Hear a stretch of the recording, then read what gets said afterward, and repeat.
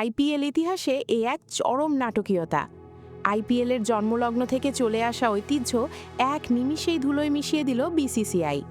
Defending চ্যাম্পিয়নদের ঘরের মাঠে final আয়োজনের যে রীতি, তা এবার মানা হলো না।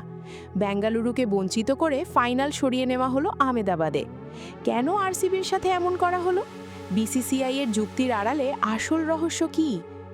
নিয়ম অনুযায়ী গত বছরের চ্যাম্পিয়ন হিসেবে এবারের ফাইনাল হওয়ার কথা ছিল বেঙ্গালুরুর চিন্নাস্বামী স্টেডিয়ামে।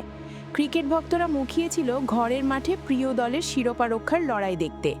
কিন্তু আজ বুধবার বিসিসিআই এর এক ঘোষণা সব ওলটপালট করে দিল। বেঙ্গালুরু কোনো ম্যাচ তো পেলই না, উল্টো ফাইনাল চড়ে গেল নরেন্দ্র মোদী স্টেডিয়ামে। এই নিয়ে তৃতীয়বারের মতো আইপিএল ফাইনালের সাক্ষী হতে যাচ্ছে আহমেদাবাদ।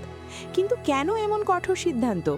বোর্ডের দেওয়া বিবৃতিতে জানানো হয়েছে, বড় ম্যাচ আয়োজনের জন্য স্থানীয় ক্রিকেট সংস্থা এবং কর্তৃপক্ষের কাছে যে প্রোটোকল এবং নিরাপত্তা ব্যবস্থা চাওয়া হয়েছিল তা নিশ্চিত করতে পারেনি বেঙ্গালুরু।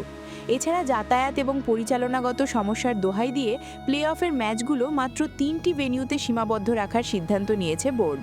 চলুন দেখে নিই প্লে অফের চূড়ান্ত রোডম্যাপ। 26শে মে প্রথম কোয়ালিফায়ার ধর্মশালা, 27শে মে এলিমিনেটর মুল্লানপুর, 29শে মে দ্বিতীয় কোয়ালিফায়ার মুল্লানপুর, 31শে মে গ্র্যান্ড ফাইনাল আহমেদাবাদ। গত বছর কলকাতা চ্যাম্পিয়ন হওয়ার পর নিয়ম মানা হলেও এবার বেঙ্গালুরুর ক্ষেত্রে কেন এই বৈষম্য? চিন্নাস্বামীর মতো ছোট কিন্তু দর্শকে ঠাসা মাঠ বাদ দিয়ে বারবার আহমেদাবাদকে বেছে নেওয়া কি শুধুই ব্যবসায়িক উদ্দেশ্য, নাকি এর পেছনে অন্য কোনো সমীকরণ কাজ করছে?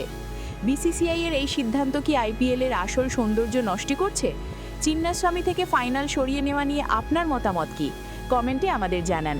ভিডিওটি ভালো লাগলে লাইক দিন এবং আমাদের চ্যানেলটি সাবস্ক্রাইব করে বেল আইকনটি বাজিয়ে দিন।